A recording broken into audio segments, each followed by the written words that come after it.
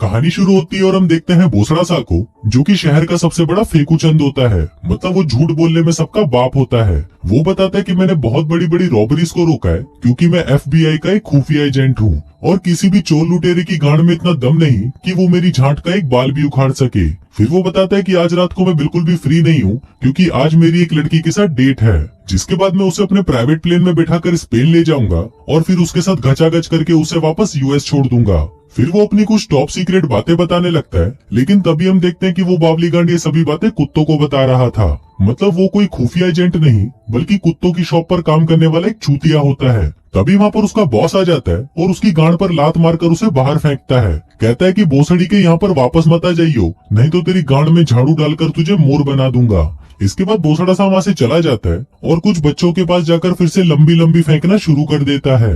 कहता है कि मैं एक बहुत ही बड़ा बिजनेस शुरू करने वाला हूँ और जल्दी ही मैं इतना अमीर हो जाऊंगा कि ये पूरा देश ही खरीद लूंगा। इसी दौरान वहाँ से एक बूढ़ा जा रहा होता है तो भोसड़ा सा उसको देखकर कहता है कि देखो ये चूतिया मेरा अकाउंटेंट है। और फिर वो उस बुढ़े से कहने लगता है कि भोसड़ी के टाइम से काम पर आया कर।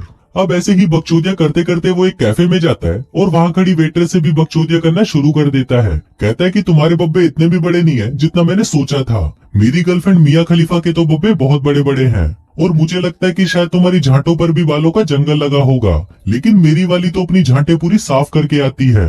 तभी वो लड़की उसकी तरफ देखने लगती है और उसे कहती है कि अबे लवड़े अपना काम कर, जिस पर भोसड़ा सा उसे कहता है कि चलो ठीक है तुम मेरा मुंह में ले सकती हो। जिसके बाद वो वहाँ से निकलकर एक पेट्रोल पंप वाले के पास चला जाता है और फिर उसके साथ भी बकचोदिया करना शुरू कर देता है। लेकिन इसी दौरान वहाँ पर एक बहुत ही खूबसूरत लड़की आती है जिसका नाम होता है चूची चवन्नी, जो कि एक बहुत ही अमीर बाप की बिगड़ी हुई औलाद होती है। अब जैसे ही भोसड़ा सा की नजर चूची चवन्नी पर पड़ती है तो उसका हथियार खड़ा हो जाता है और फिर वो उसके सामने स्टाइल मारने लगता है। उधर चूची चवन्नी भी उसे पूरी लाइन दे रही होती है, लेकिन तभी वहाँ पर भोसड़ा सा का बाप आ जाता है और उसे कहता है कि भोसड़ी के तू यहाँ क्या कर रहा है, मुझे अभी अभी फोन आया है कि तुझे तेरी जॉब से लात मारकर निकाल दिया गया है।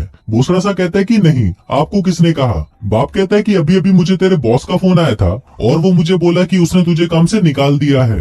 अभी सुनकर भोसड़ा सा हंसने लगता है और कहता है कि अरे ऐसा कुछ नहीं है, वो तो बस आपसे मजाक कर रहा था और उसने मुझे नहीं निकाला बल्कि मैंने खुद ही जॉब छोड़ दी। अभी सुनकर उसका बाप उसे घसीटता हुआ घर ले जाता है और कहता है कि भोसड़ी के तू घर तो चल, फिर देख मैं तेरी कैसे गांड मारता हूँ। फिर रात को जब सभी खाना खा रहे होते हैं तो भोसड़ा सा का बाप उसे कहता है कि अगर तुम्हें यहाँ पर रहना है तो तुम्हें अब हर महीने रेंट देना होगा। अभी सुनकर भोसड़ा सा हैरान हो जाता है और सोचने लगता है कि बेंचोद ये कैसा बाप है जो अपने बेटे से ही घर में रहने का किराया मांग रहा है। फिर सुबह होते ही भोसड़ा सा का बाप उसे जल्दी उठा देता है और उसे एक जगह पर इंटरव्यू दिलवाने के लिए अपने साथ ले जाता है। फिर रास्ते में वो उसे बताता है कि भोसड़ी के जब मैं तेरी एज का था तो मैं पैसा कमाने के लिए GB रोड पर अपनी गांड मरवाया करता था। इसके बाद वो भोसड़ा सा को एक मॉल के बाहर ले जाता है, जिसको देखकर भोसड़ा सा कहता है कि नहीं नहीं, मुझे नहीं लगता कि ये मेरे काम करने के लिए सही जगह है। लेकिन तभी उसका बाप कहता है कि तुम्हें यही काम करना होगा। इस पर भोसड़ा सा कहता है कि चलो मान लो अगर मुझे यहाँ पर जॉब नहीं मिली तो मेरे साथ क्या होगा। इस पर उसका बाप कहता है कि अगर तुम्हें यहाँ पर जॉब नहीं मिली तो मैं तुम्हें एक चटाई और तेल की शीशी देकर दिल्ली भेज दूंगा। अभी सुनते ही भोसड़ा सा की गांड फट जाती है और वो फटाफट इंटरव्यू देने के लिए अंदर चला जाता है। फिर वहां जाकर जब वो जॉब के लिए इंटरव्यू दे रहा होता है तो उसका बॉस उससे काफी अच्छे से बात करता है। वो कहता है कि आप जैसे आदमी को जॉब पर रखने से मेरी मॉल की वैल्यू बहुत ज्यादा बढ़ जाएगी और मैं तो बहुत खुश हूँ कि आपने इतनी सारी कंपनीज को छोड़कर हमारे मॉल में काम करने का सोचा। फिर वो उसे कहता है कि हम आपको $50,000 एक साल के देंगे, जिसके साथ ही आपको सारे बेनिफिट्स भी दिए जाएंगे, जैसे कि medical, travelling, pension, car allowance और साथ ही रात को बजाने के लिए एक लड़की भी। और यही हमारा आपके लिए सबसे बेस्ट और फाइनल ऑफर है। अभी सुनकर भोसड़ा सा भी जोश में आ जाता है और वो कहता है कि सर वो सब तो ठीक है, लेकिन मैं इतने कम में काम नहीं कर पाऊंगा। मुझे $1,00,000 एक साल के चाहिए और सारे बेनिफिट्स के साथ साथ मुझे रात को बजाने के लिए 2 लड़कियां चाहिए। अभी सुनकर उसका बॉस थोड़ी देर को सोचने लगता है और फिर वो उसे $1,00,000 पर ईयर देने के लिए मान जाता है और साथ ही कहता है कि रात को तुम 2 क्या 3 लड़कियां ले लो। फिर इसी खुशी में वो उसे कहता है कि चलो मैं तुम्हें 5 स्टार होटल में लंच करवाता हूँ। लेकिन तभी उसका फोन बजता है जो कि उसकी एजेंट का फोन था। वो उससे पूछता है कि क्या तुमने उसको जॉब पर रख लिया, जिस पर बॉस कहता है कि हाँ, हमने $1 लाख पर ईयर पर डील डन कर दी और साथ ही मैं इसे रात को बजाने के लिए 2 लड़कियां भी दे रहा हूँ। लेकिन तभी उसका एजेंट कहता है कि आपने ये डील किससे डन की, क्योंकि मिस्टर लवड़ासुर तो अभी भी अपने घर पर ही है, क्योंकि उनकी फ्लाइट मिस हो गई थी तो वो आज वहाँ पर नहीं आ पाए। अभी सुनकर उसका बॉस घबरा जाता है और कहता है कि अगर मिस्टर लवड़ासुर अभी भी घर पर ही है तो मेरे सामने ये कौन भोसड़ी वाला बैठा है। इसके बाद जब वो उसका रिज्यूमे चेक करता है तो उसे पता चलता है कि ये तो मिस्टर लवड़ासुर नहीं बल्कि भोसड़ा सा है, जो कि यहाँ पर रात को मॉल में झाड़ू लगाने का काम करने आया है। अब ये देखकर वो भोसड़ा सा से कहता है कि शायद मुझसे कुछ मिस्टेक हो गई है, मुझे लगा कि तुम मिस्टर लवड़ासुर हो जो कि यहाँ पर मैनेजर की पोस्ट के लिए आया है, लेकिन तुम तो भोसड़ा सा हो जो कि यहाँ पर झाड़ू लगाने की जॉब करने आया है। अभी सुनकर भोसड़ा सा हंसने लगता है और कहता है कि मैं हूँ ही इतना टैलेंटेड कि लोग मुझे इतने ज्यादा पैसे दे देते हैं। लेकिन इस पर उसका बॉस कहता है कि हम तो तुम्हें सिर्फ $4 पर घंटे के हिसाब से ही दे सकते हैं, अगर तुम्हें करना है तो करो, नहीं तो अपनी गांड उठाकर चलते बनो। भोसड़ा सा पूछता है कि अच्छा फिर उन लड़कियों का क्या, जिस पर बॉस कहता है कि कोई लड़कियां नहीं है और अगर तुम्हारे लोड़े में ज्यादा ही खुजली मच रही हो तो 5 मिनट का ब्रेक लेकर मुट्ठा मार लेना और फिर से काम पर लग जाना। अब भोसड़ा सा के पास और कोई ऑप्शन नहीं था, इसलिए वो उसका ये ऑफर मान जाता है और इस जॉब के लिए हाँ कर देता है। वहीं दूसरी तरफ हम चूची चवन्नी के बाप को देखते हैं जो कि अपने दोस्तों के साथ बैठकर बिजनेस की बातें कर रहा होता है। तभी वहाँ पर चूची चवन्नी आ जाती है, जिसको देखकर उसका बाप कहता है कि बेटा इधर तो आओ और मेरे दोस्तों से मिलो। अब चूची चवन्नी जैसे ही वहाँ पर आती है तो उसकी बड़ी बड़ी चूचियां देखकर उन दोनों बुड्ढों के घोड़े खड़े हो जाते हैं। फिर उनमें से एक बुड्ढा अपना इंट्रोडक्शन देता है और कहता है कि मैं हूँ बॉब द भोसड़ी वाला। अब चूची चवन्नी उसको देखकर हंसने लगती है और फिर उसके पास जाकर उसको चूसना शुरू कर देती है। फिर वो दूसरे बुड्ढे के पास जाती है, जिसको देखकर उसे लगता है कि शायद वो उसे भी चूसेगी, लेकिन वो उसे सिर्फ हाथ मिलाती है और फिर वो उन दोनों को बाय बोलकर वहाँ से चली जाती है। वहीं हम उसके बाप को देखते हैं जो ये देखकर शॉक्ड था कि उसकी बेटी ने अभी ये क्या किया। फिर रात को जब चूची चवन्नी सोने जाती है तभी वहाँ पर उसका बाप आता है और उसे कहता है कि अगर आज के बाद तुमने ये सब फिर से किया तो मैं तुम्हारी जान ले लूंगा। इसके बाद हम देखते हैं 2 चूतिए चोर चंगू मंगू को, जो कि एक कार के पास जाते हैं जिसमें दबाकर गचागच कार्यक्रम चल रहा था। जिसके बाद वो उन दोनों को कार से बाहर निकालते हैं और उनकी कार लेकर वहाँ से भाग जाते हैं। फिर अगली सुबह हम देखते हैं भोसड़ा सा को, जिसका काम पर आज पहला दिन था। वो एक लंबी लिमोजिन मंगवाता है ताकि लोगों को लगे कि वो एक बिजनेस मीटिंग के लिए जा रहा है। फिर जाते वक्त वो रास्ते में बच्चों से कहता है कि मैं कुछ दिनों के लिए पेरिस जा रहा हूँ, जहाँ पर मेरी प्राइम मिनिस्टर के साथ एक मीटिंग है, जिसके बाद मैं वहाँ से इंडिया जाऊंगा, जहाँ पर मुझे सलमान भाई के साथ हिरण के शिकार पर जाना है। वहीं मॉल के अंदर हम चूची चवन्नी को देखते हैं जो कि वहाँ पर रखे महंगे महंगे आइटम्स को देख रही होती है, लेकिन इतना पैसा होने के बाद भी वो उन्हें खरीदती नहीं बल्कि उन्हें अपने बब्बू में छुपाकर वहाँ से निकल लेती है। वहीं भोसड़ा सा भी वहाँ पर पहुंच जाता है और जाते ही वो एक बॉस की तरह वहाँ पर सबको ऑर्डर देने लगता है। इसी दौरान उसे जमीन पर पड़ा हुआ कुछ सामान दिखाई देता है, जिसको देखकर वो एक एम्प्लॉय से कहता है कि सुन बहन के घोड़े, मैं तुझे पैसे इसलिए नहीं देता कि तू यहाँ पर आकर टाइम पास करे, अब जल्दी से इस सामान को उठा और निकल यहाँ से। उधर चूची चवन्नी ने भी इतना सारा सामान चोरी कर लिया था कि वो सबके सामने ऐसे जा नहीं सकती थी, इसलिए वो सबके चले जाने तक मॉल में ही रुकने का फैसला करती है। फिर कुछ ही घंटों में रात हो जाती है, जिसके बाद वहाँ पर सफाई डिपार्टमेंट का मैनेजर आता है और भोसड़ा सा से कहता है कि तुम्हारे पास पूरी रात है, इसलिए अच्छे से पूरे मॉल की सफाई करना, नहीं तो मैं तुम्हारी गाड़ में डंडा डालकर उसे तुम्हारे मुंह से निकालूंगा। अभी सुनते ही भोसड़ा सा की फटकर 64 हो जाती है और वो कहता है कि ठीक है सर, आप जैसा बोलोगे मैं वैसा ही करूंगा। फिर वो मैनेजर वहाँ से जाने लगता है और कहता है कि मॉल के किसी भी सामान को छूना मत, सारा कचरा उठाकर डस्टबिन में डालना और सबसे इम्पोर्टेंट चीज, लड़कियों की कच्चियों से दूर रहना। भोसड़ा सा कहता है कि सर आप चिंता मत करो, हम दोनों मिलकर सब कुछ अच्छे से साफ कर देंगे। इस पर मैनेजर कहता है कि हम दोनों नहीं, मैं तो अपने घर जा रहा हूँ, जहाँ पर मैं अपनी बीबी के साथ दबाकर गचागच करूंगा। अभी सुनकर भोसड़ा सा कहता है कि नहीं नहीं, मैं यहाँ पर अकेला नहीं रहने वाला, लेकिन मैनेजर उसकी एक नहीं सुनता और वो उसे वहीं लॉक करके वहाँ से चला जाता है। कहता है कि अब ये दरवाजा सुबह 7 बजे ही खुलेगा।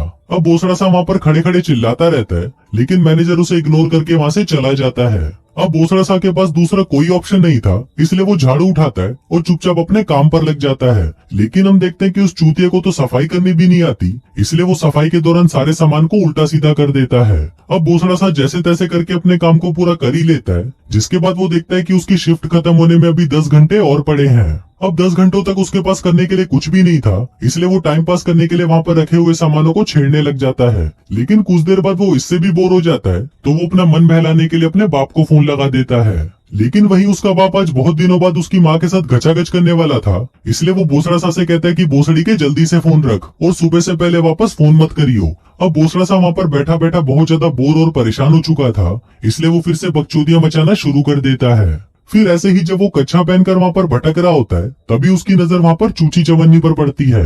अब उसे देखकर पहले तो उसे लगता है कि शायद उसने कोई ख्वाब देखा है, लेकिन जब वो उसे फिर से देखता है तो वो शॉक्ड हो जाता है कि ये यहाँ पर क्या कर रही है। फिर वो उससे पूछता है कि तुम यहाँ पर क्या कर रही हो, जिस पर वो बताती है कि मैं यहाँ पर शॉपिंग करने आई थी और शॉपिंग करते करते मैं सो गई। दूसरा सा कहता है कि ऐसा हो ही नहीं सकता, कोई भी इंसान शॉपिंग करते हुए कैसे सो सकता है। अब चूची चवन्नी के पास भी और कोई बहाना नहीं बचा था, इसलिए वो उसे सच बता देती है कि मैं यहाँ पर सामान चुराने आई थी और सिक्योरिटी से बचने के लिए मैं यहीं पर ही छुप गई थी। इस पर बोसड़ा सा कहता है कि तुम्हें चोरी करने की क्या जरूरत है, तुम्हारा बाप तो वैसे भी करोड़पति है। चूची चवन्नी बताती है कि मैं चोरी जरूरत के लिए नहीं करती, बल्कि चोरी करना तो मेरी हॉबी है। वहीं दूसरी तरफ हम चूची चवन्नी के बाप को देखते हैं, जो कि एक पुलिस वाले के साथ मिलकर चूची चवन्नी को ढूंढ रहा होता है, क्योंकि वो उसे बिना बताए सुबह से ही लापता थी। उधर बोसड़ा सा और चूची चवन्नी साथ में डिनर करते हैं, जहाँ पर बोसड़ा सा उसे बताता है कि मैं पहले एनिमल शेल्टर में काम करता था, लेकिन वहाँ से मुझे कान पर लात मारकर निकाल दिया, जिसके बाद मैं यहाँ पर झाड़ू लगाने की नौकरी करता हूँ। फिर वो उसे बताता है कि हम दोनों बचपन में एक ही स्कूल में पढ़ा करते थे, तुम हमेशा से ही मेरी क्रश थी और हर रात मैं तुम्हारे बारे में सोचकर मुट्ठा मारा करता था। अभी सुनकर चूची चवन्नी खुश हो जाती है और मुस्कुराने लगती है। इसके बाद बोसड़ा सा उसके सामने भी लंबी लंबी फेंकना शुरू कर देता है, लेकिन तभी चूची चवन्नी उसे कहती है कि तुम तो शहर के सबसे बड़े झूठे आदमी हो ना। अब बोसड़ा सा ये सुनकर शॉक्ड हो जाता है और उससे पूछता है कि तुम्हें ये किसने कहा। चूची चवन्नी कहती है कि ये तो पूरा शहर ही कह रहा है कि तुम सिर्फ लंबी लंबी फेंकते हो और तुमसे काम के नाम पर घंटा कुछ नहीं होता। इस पर बोसड़ा सा कहता है कि नहीं, मैं कोई झूठा इंसान नहीं हूँ, शायद तुम्हें कोई गलत इन्फॉर्मेशन मिली है और जिसने भी ये बोला है वो बहन का लोड़ा मुझसे जलता है। इसके बाद वो दोनों ही वहाँ पर टाइम पास करने के लिए उल्टी सीधी हरकतें करने लगते हैं, जिस दौरान चूची चवन्नी बोसड़ा सा से कहती है कि मैं ये शहर छोड़कर न्यूयॉर्क जाना चाहती हूँ, क्योंकि यहाँ पर मैं अपने बाप से परेशान हो चुकी हूँ, इसलिए मैं वहाँ पर जाकर एक नई शुरुआत करना चाहती हूँ। क्या तुम भी मेरे साथ चलना चाहोगे? इस पर बोसड़ा सा कहता है कि मैं भी तुम्हारे साथ जरूर चलता, लेकिन मेरे पास उतने पैसे नहीं है कि मैं वहाँ का खर्चा उठा सकूं। तभी चूची चवन्नी कहती है कि तुम पैसों की चिंता मत करो, मैं अपने बाप के लॉकर से बहुत सारे पैसे चुरा कर लाई हूँ, इसलिए हमें पैसों की तो बिल्कुल परेशानी नहीं होगी। जिसके बाद वो उसे अपने पैसे दिखाती है, जो कि पूरे $52,000 थे। फिर चूची चवन्नी उसे कहती है कि तुम भी अपने बाप से परेशान हो और मैं भी अपने बाप से परेशान हूँ, क्यों ना हम दोनों साथ में न्यूयॉर्क जाएं और एक नई शुरुआत करें। अब बोसड़ा सा भी इन परेशानियों से छुट्टी लेकर कुछ टाइम एंजॉय करना चाहता था, इसलिए वो भी उसके साथ चलने के लिए हाँ कर देता है।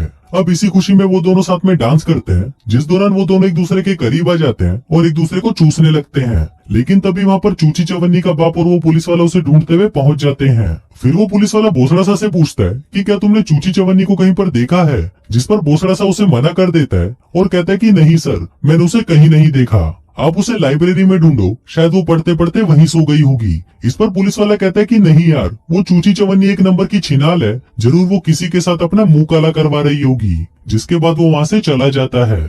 अब उस पुलिस वाले के जाते ही वो दोनों फिर से मौज मस्ती करना शुरू कर देते हैं, लेकिन तभी वहाँ पर वो दोनों चूतिए चोर चंगू मंगू भी आ जाते हैं, जो कि फिल्म की शुरुआत में एक कार को चुरा कर भागे थे। अब वो दोनों उन चोरों को देखकर डर जाते हैं और उनसे छुपने की कोशिश करते हैं, लेकिन तभी वो चोर उन्हें पकड़ लेते हैं और उन्हें गन पॉइंट पर ले लेते हैं। वहीं मंगू चूची चवन्नी का फिगर देखकर पागल हो जाता है और उसे कहता है कि तेरी गांड तो बहुत बढ़िया है, क्या तू मेरे घोड़े की सवारी करेगी? बोसड़ा सा कहता है कि नहीं सर, थैंक यू। इस पर चंगू मंगू कहते हैं कि बोसड़ी के चुप कर, हम तुझे नहीं बोल रहे।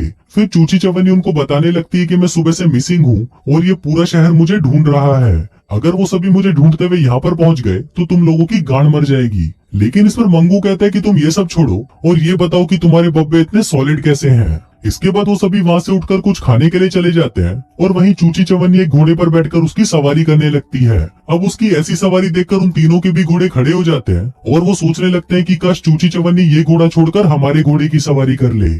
तभी चूची चवन्नी मंगू को अपने पास बुलाती है और कहती है कि मुझे भी बहुत सारे पैसों की जरूरत है, क्यों ना हम तीनों मिलकर यहाँ के सारे कीमती सामानों की चोरी करें और फिर हम तीनों यहाँ से कहीं दूर निकल जाएंगे। अब मंगू, जो कि पूरा बावली गांड था, वो ये सुनकर बहुत खुश हो जाता है और सोचने लगता है कि शायद चूची चवन्नी उसके प्यार में पागल हो चुकी है। जिसके बाद वो दोनों मॉल के सारे कीमती सामानों को चुरा लेते हैं और उसे लेकर वहाँ से जाने लगते हैं। वहीं चूची चवन्नी भी उनके साथ जाने लगती है, जिसको देखकर बोसड़ा सा कहता है कि तुम ये क्या कर रही हो और तुम इन चूतियों के साथ क्यों जा रही हो। लेकिन चूची चवन्नी उसे कोई जवाब नहीं देती और वहाँ से जाने लगती है। अब बोसड़ा सा उसे रोकने की कोशिश करता है, लेकिन तभी चंगू मंगू उसे उठाकर साइड में ले जाते हैं और कहते हैं कि चूची चवन्नी अब हमारी है और अगर अब तू फिर से बीच में आया तो हम तेरी गांड फाड़ देंगे। जिसके बाद वो सारा चोरी किया हुआ सामान अपनी कार में भर लेते हैं। फिर वो दोनों भी उस कार में बैठने वाले होते हैं, लेकिन तभी चूची चवन्नी उस कार को शुरू करती है और वहाँ से अकेले ही चली जाती है। उधर बोसड़ा सा भी सिक्योरिटी रूम से एक बड़ी सी शॉटगन निकाल लेता है और फिर जैसे ही चंगू मंगू चोरी करने के लिए वापस अंदर आते हैं, तभी बोसड़ा सा उन पर अंधाधुंध फायर करना शुरू कर देता है। फिर अगली सुबह जब पुलिस वहाँ पर पहुँचती है तो उन्हें वहाँ पर चंगू मंगू मिलते हैं, जिन्हें वहाँ पर बांध कर रखा हुआ था। वहीं दूसरी तरफ हम बोसड़ा सा और चूची चवन्नी को देखते हैं, जो कि सारा सामान और पैसा लेकर न्यूयॉर्क आ गए थे और अब वो वहाँ पर अपनी बाकी की जिंदगी ऐश से बिताने वाले थे। और इसी के साथ ही ये फिल्म यहीं खत्म हो जाती है।